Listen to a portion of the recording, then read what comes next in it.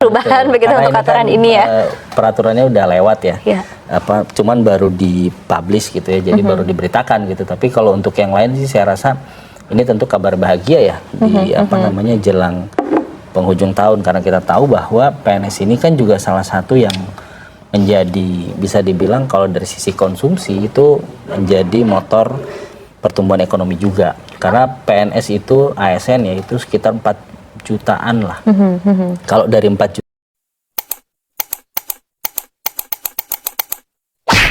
jutaan itu semua membelanjakan ada tambahan uang, ini kan bisa dibilang seperti itu, tentunya bisa mengerek konsumsi dan ujung-ujungnya bisa meningkatkan pertumbuhan ekonomi ya.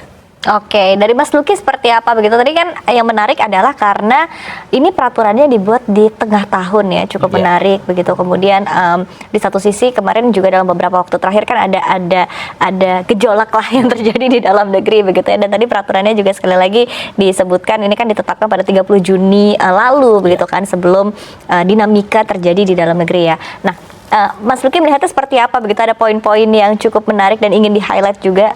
Ya, pertama memang ini cukup mengejutkan karena ketika pidato di Nota Keuangan ya, 15 Agustus lalu tidak ada tanda kutip bocoran soal kenaikan gaji untuk ASN ini ya.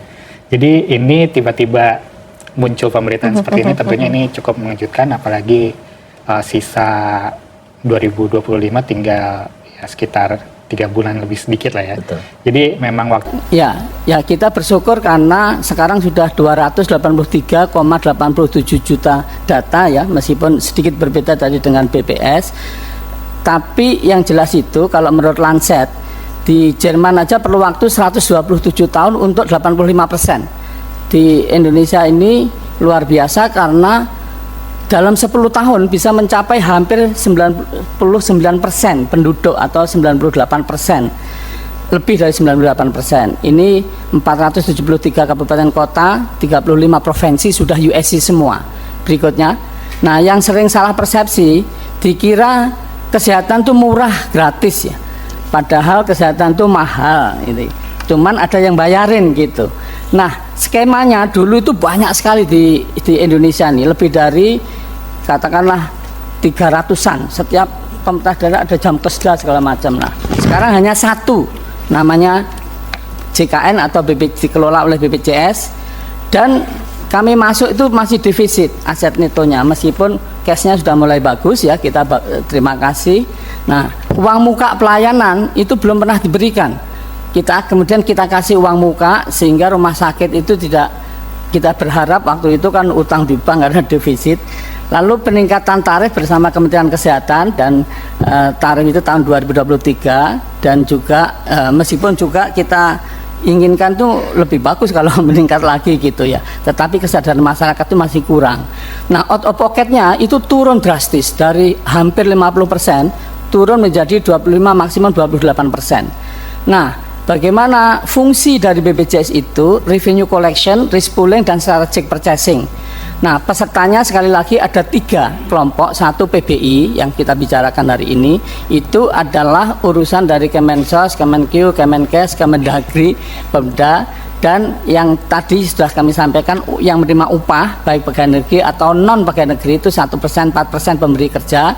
Lalu yang informal sektor itu atau kita sebut sebagai peserta bukan penerima upah, itu ada bayar iuran. Nah, iurannya itu sebetulnya 42.000, tetapi oleh pemerintah pusat dan pemerintah daerah itu dibantu 7.000, sehingga yang dibayar itu 35.000 begitu. Nah, yang menarik transformasinya itu mudah, mutu layanannya mudah, itu dengan KTP aja bisa. Dulu nggak bisa, ini seluruh Indonesia, tidak semua negara ASEAN bisa. Cepat ya, kalau dulu ya kita di WA itu kok 6 jam gitu, sekarang rata-rata di bawah 2,5 jam. Setara ya, memang masih ada yang didiskriminasi gitu. Berikutnya slide ya, yang menarik jumlah rumah sakit setelah ada BPJS itu dan Vaskesnya tumbuh. Rumah sakit tuh meskipun ada yang wah ini bikin kacau, tapi sebetulnya tumbuhnya itu tahun 2014 ya, kebetulan saya ketua tim persiapan BPJS, itu hanya sekitar 1.000 681. Sekarang sudah lebih dari 3.170 sebetulnya yang kerjasama dengan BPJS. Jadi investasi di plan kesehatan itu tumbuh gitu. Meskipun belum optimal, bisa dioptimalkan. Berikutnya, pemanfaatan dulu tuh sehari itu hanya 252.000. Sekarang sehari lebih dari 2 juta. Nah, bagaimana pengembangan sistem informasinya ini canggih sekali. Tidak hanya orang kalau exercise, kira-kira sehari itu berapa kalori yang keluar, berapa langkah dihitung otomatis. Bahkan kita online queue itu dari tidur aja antri, nggak perlu antri di rumah sakit. Cuma masyarakat belum paham. Digital Human AI nanya apa saja tentang BPJS ya, itu dijawab langsung oleh sistem. Nah, mobil JKN belum seluruh masyarakat kita yang pakai, baru 60-an juta lebih. Berikutnya. Nah, karena itu kita terima kasih karena di berbagai negara pada rujuk ke BPJS, datang ke sini, bahkan kita diundang di Harvard, di Oxford, di berbagai universitas lah. Berikutnya, nah khusus sekarang berikutnya slide ya.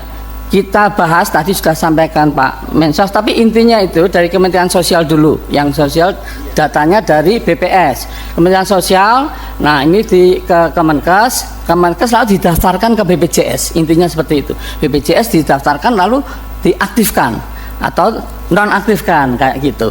Berikutnya, nah ini frontnya. Nah sebagaimana disampaikan Pak Mensos tadi, dulu sudah pernah di Mei ke Juni itu memang agak rendah ya 96 karena dinonaktifkan 13,5 jutaan itu. Tapi tidak rame waktu itu karena ya mungkin masyarakat jadi lebih tepat ya siapa yang desilnya itu dapat dan siapa yang nggak dapat kayak gitu. Berikutnya, nah ini yang SK3 HUK 2026 yang menjadi acuan. Memang tanggal 22 Januari itu tanggalnya di Kemenkes, diterima BPJS itu sekitar tanggal 26 atau 28. Nah ini memang ya di sini kemudian ada yang masih kepengen cuci darah, katanya ditolak sama rumah sakit, itu yang jadi rame. Berikutnya, iya sebetulnya nggak boleh rumah sakit dalam keadaan emergensi, itu ada Undang-Undang nomor 17, undang-undangnya Pak Menkes itu ada. Nah kuota kita itu sama sebetulnya, seperti Pak Menkes sampaikan, jatahnya itu 96,800, tapi yang diberikan berikutnya, nah itu adalah 95 lebih, tapi totalnya itu ya yang dinonaktifkan ini kan 11 jutaan ya, 11.085.000. Nah memang ada yang peserta desil tadi disampaikan Pak Mensos 6 sampai 10, tapi dia butuh pelayanan Pak. Ini sekitar 120.000 orang. Nah itu yang kemudian tadi sudah ada SK Menkesnya sebagai perlindungan hukumnya. Nah kalau di situ bisa, karena aturannya sebetulnya ini kan untuk yang desilnya itu 14 lah kayak gitu.